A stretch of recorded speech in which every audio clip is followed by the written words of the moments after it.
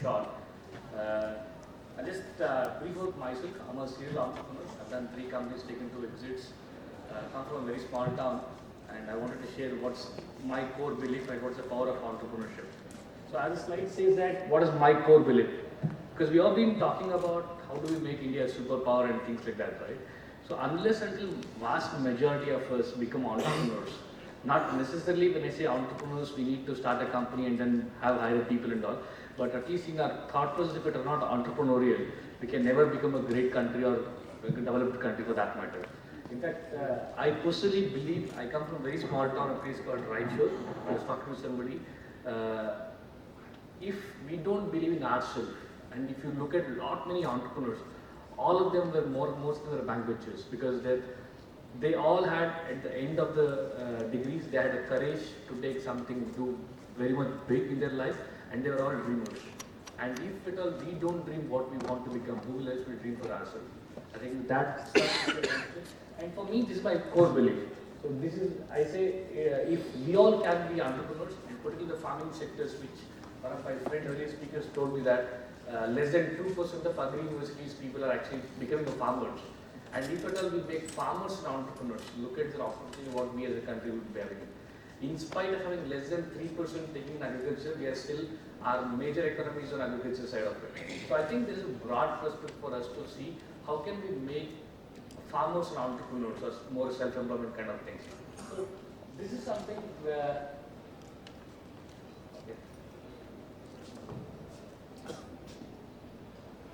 so just to make you understand, I'm going to talk on 3 topics. It will be less than 15-20 minutes max. I will take, not more than that. I'm going to talk on 3 topics, which is more of my life experience or my personal which I've seen in my part of life. Power of problems, power of solutions, power of co-creations. I think this is where summarize my entire talk, what I'm going to talk. So one is, the first one, power of problems. Before I start, I heard this particular quote from one of my mentors, Desh Deshpande, and also one of my grandma actually told us, maternal grandma, said that there are 3 kind of people in the country, in general in the world. One who sees a problem and who runs away. He's just not bothered about anything. He's just not bothered about anything for whatever reason it could be. And the second category of people are the one who keep on complaining. College didn't do, government didn't do, my friend didn't do, all of it, they won't make themselves as an accountable part. They always make somebody else accountable. And they're all, I would say, most of us will be falling in various part of our life, we fall in this category, where we kind of say that, hey, this problem is made by others to solve it out. And that is the second category. The third category of people, whom I call as entrepreneurs, are the one who sees every problem as an opportunity. If a guy who sees a problem as an opportunity, and if you look at all the entrepreneurs, all of them have solved a problem. You take any entrepreneurs. Each of them had a problem, they converted, they took that as an opportunity and then they converted it. For example, it could be my earlier speaker when they said, no farmer were actually coming to, when you say it's own problem, no students were actually taking agriculture like he took, and is one of the progressive farmer today. People, whatever we see in a textbook, that kind of training is able to produce in half-acre land. Of course, in that element he's actually moving out there. So this is a quote which actually sets the agenda for my talk as well. And what I'm going to talk about is, this is being spoken by my mentor. So I'm going to talk about what's the power of problems. So as I said, I come from a very small town, a village nearby Raichur. Of course, I had a privilege to have a graduation in one of the engineering, good engineering college then, and became an engineer. But back then, I never thought that I'm going to be an entrepreneur. In those days, in late 90s, we never heard a term called entrepreneur. And in college, there was never a term called placements and all. Even though we were engineers, till my graduation, I never spoke in English, in spite of being an engineering graduate. So most of us, the preferred communication languages are regional languages. But again, if I see that's the problem, power of problems. So for me, I come from, as I said, modest background. My grandma was always saying us that if at all we don't have that jiddi factor, if at all we don't have as a human being, then we are not supposed to live in the life. And she was always pushing us to the corner saying that what is it you have got, look at that, don't look at what you don't have and see how we can make that as a turning opportunity for it. And those were the lessons which actually made me struggle a bit of it. And some of it I actually learned in my very early days. Fortunately, I was the first graduate in my college, in my entire family. I'm the first engineer in my family, first person to go to an English medium, first person to complete, get outside the country as well. So all I'm telling is because this is something which if we see the problem, can we see it as an opportunity? And one of the things which I learned in my early days was, I kind of got flunked in one particular subject. If you are any of your mechanical engineers, you know that there is a subject called ATD, in one of the toughest subjects in the mechanical engineering streams then, which says that it was something which is hard to take for myself then. I said, how can I fail in a subject where, looking at my background, what I come from? Then I was, during those days, ISRO was trying to do its best to send a first satellites and things like that. So I kind of coined myself a word called rocket principle, where if you observe rocket, it only goes up only when its ass is on fire. Now we know that principle, why wait for somebody else to put the ass, put the fire, why can't we put ourselves fire itself? And that something moment changed my life. I think it was late 90s. I kind of said, okay, this is a subject which I'm going to leave a college with the highest ever marks scored in that. Even today, I stand on top in that pure subject. But again, that was an element which actually gave us a lot more options. So for me, when I graduated and when I came out, I had an opportunity to work with big companies and all. I said, anyways, like most of the people, I wanted to work for a company, and then I was lucky enough, I don't want to call anything else, I was just simply lucky because I got an opportunity to be a director of the company which I first joined them. So we built a small team from 12 people team to more than 350 people team. We named them and they were my customers. And I could taste the success much earlier in my life. At the age of 23, I was owning an apartment in Bangalore with a couple of cars with myself and all of it at that age. So at times, people always call lucky. I always tell, luck only favors the brave guys. If you want to be lucky, try to be as brave as possible. And that is what brings my power. It is what the power of solution. Because whatever you create, if it's a value solution, if there is a value solutions, right, problem, and if you identify the burning problem, you won't believe during those days in 2003 and 4, Katlia was something which was newly launched in the market. I was paid 1 lakh rupees for 1 hour session in Bangalore. Anybody who used to go to Germany from Bosch used to undergo my training. So identify the problem which is so tough and see if you can crack it out. And then there is nothing looking back for it. So I was proud enough to say that anybody during that phase who went to Germany from Bosch used to undergo my training. And that's what the problem we picked as a company, and then say how are we going to address it out. So and again, we actually learned something like most of us were, in those days, CAD engineering services work was paid about 650 per hours per rate, right? 650 rupees per hour. We said, why should we actually get an engineer to pay that part? How difficult it is to teach something which is so simple. There is a saying in Kannada, Barodaraste Brahma Vidya, Banmal Koti Vidya. It's just that it is, till you learn it's difficult, but once you learn it, it's actually easy. So with that attitude, I went and hired 50 diploma students who were not qualified by then MNC standard to get a job. They actually worked with me for about 7,000 rupees of salary, wherein I got about annual profit from that particular community, about more than 12 to 14 crores. That was a complete net profit what we made from that.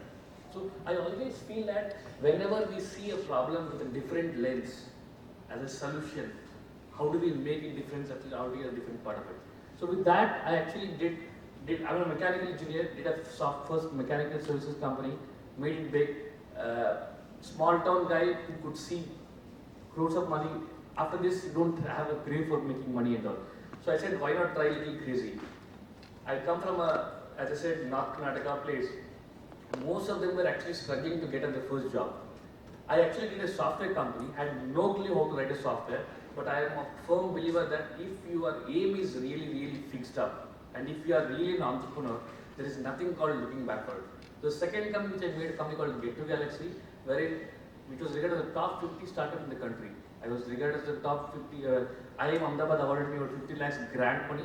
Desh himself invested in my company, and I sold that company for close to about $500 million exit I made with that company.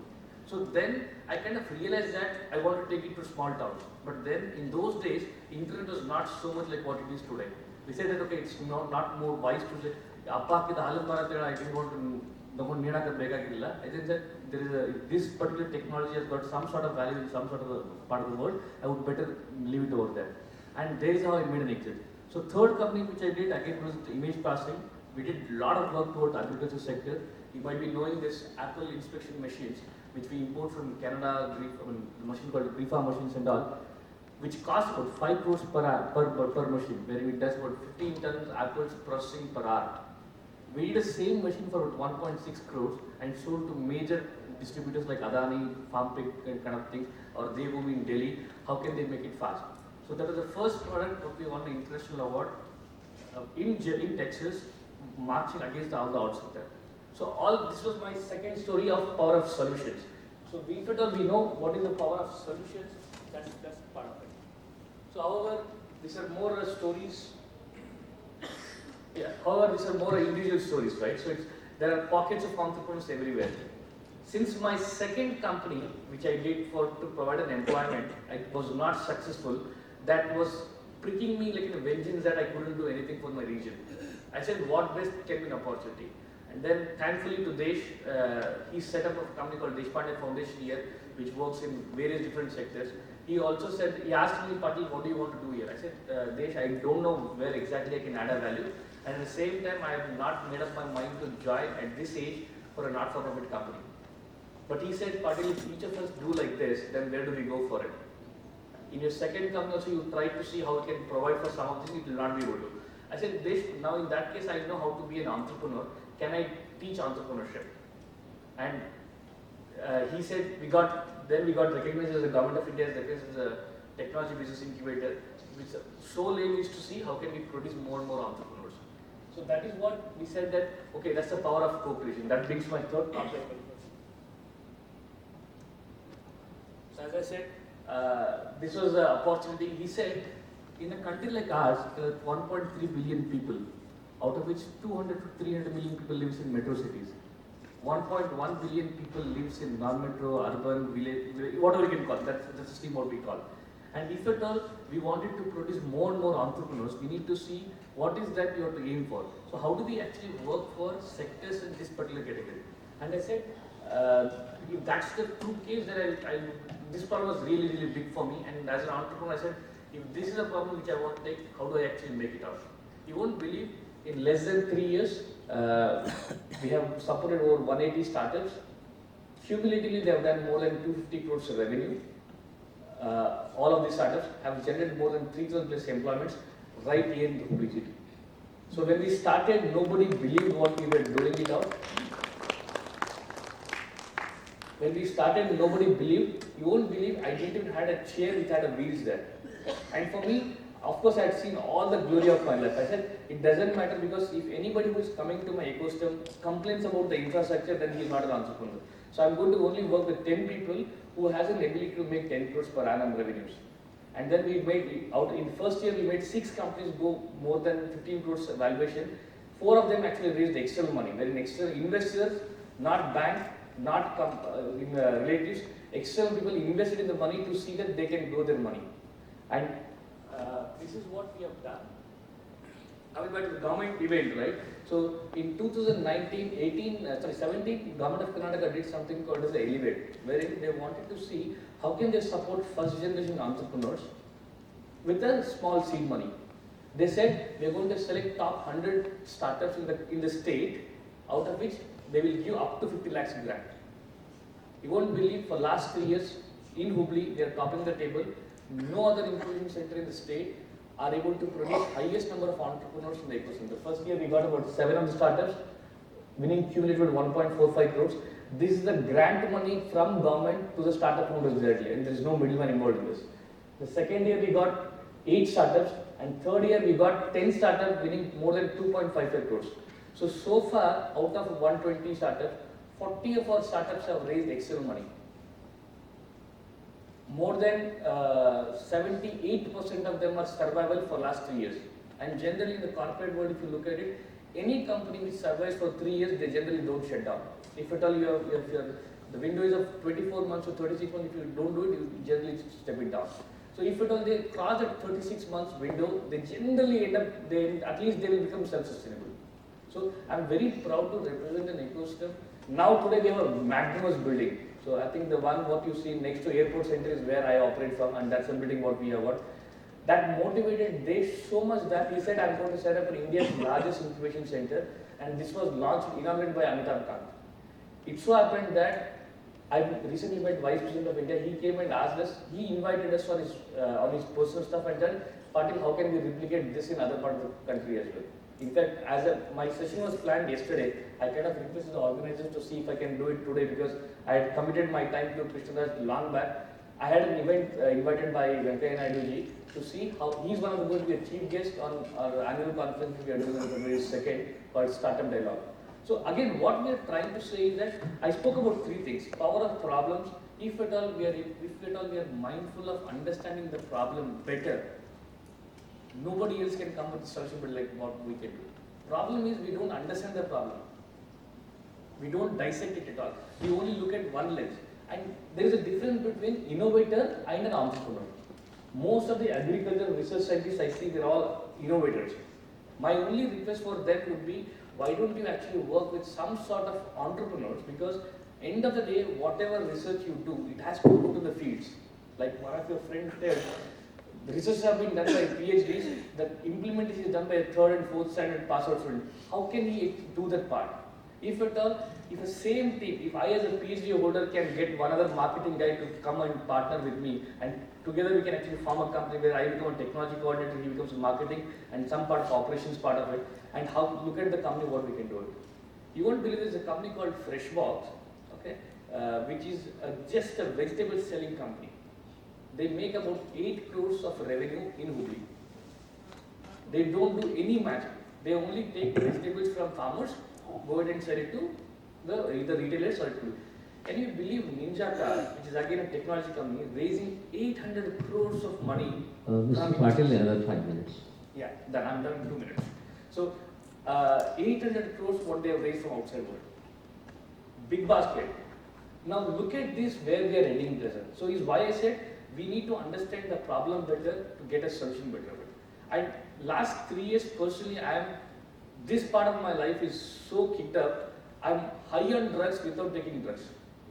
Because I never thought power of co-creation is so valuable. Today, back then I knew about 3-4 companies. Today I know about 60-70 companies how to set up business before them. And again, the way of we do a mentor is we don't tell them what to do. We only ask them what are they doing, and we only ask them questions. Most of the times, colleges, I end up telling this, they expect their students to be guided very well. Don't guide them, ask them questions. Because unless until they face the heat, they will never going to change it out. So I believe that we all as an academia and the institute and the organization can come together as a power of cooperation. It could be even more better. Same own university, we have this Rabi, wherein they have supported 30 startups. Unfortunately, not even single agri student was part of that. That's something which is disheartening for me to see. But your own college doing, wherein they give about 25 lakh rupees grant. But unfortunate state is, I don't know whether the message is not reaching students or the message is not conveyed properly.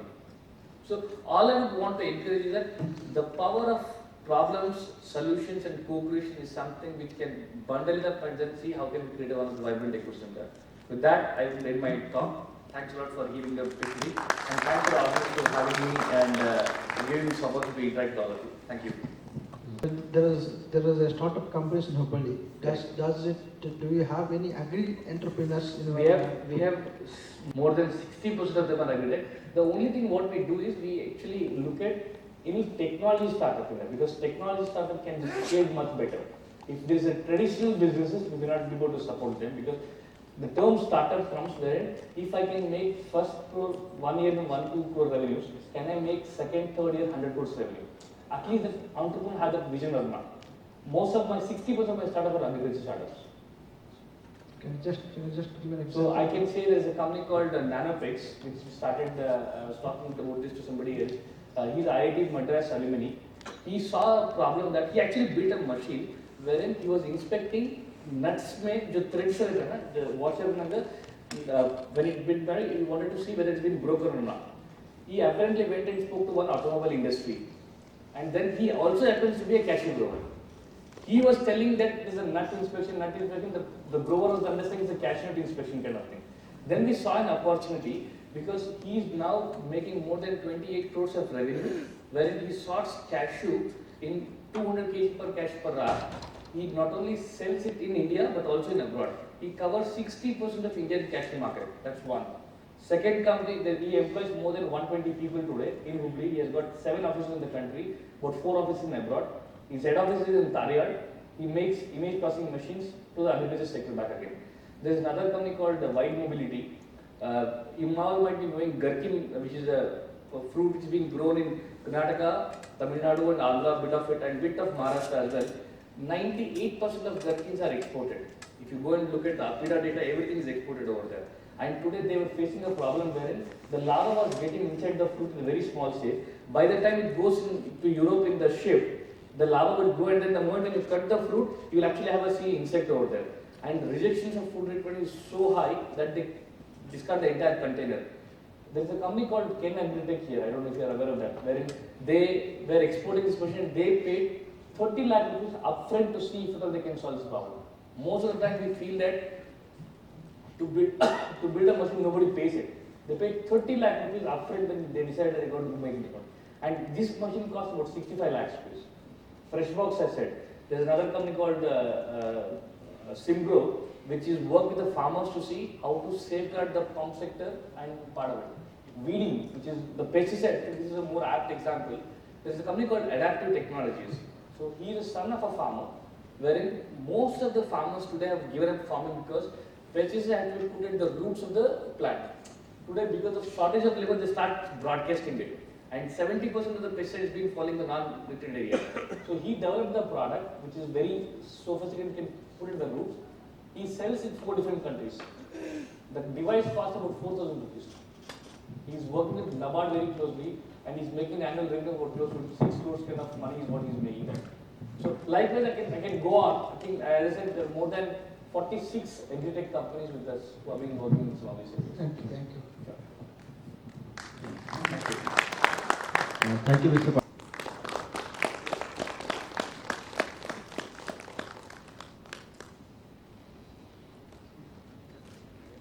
Thank you very much.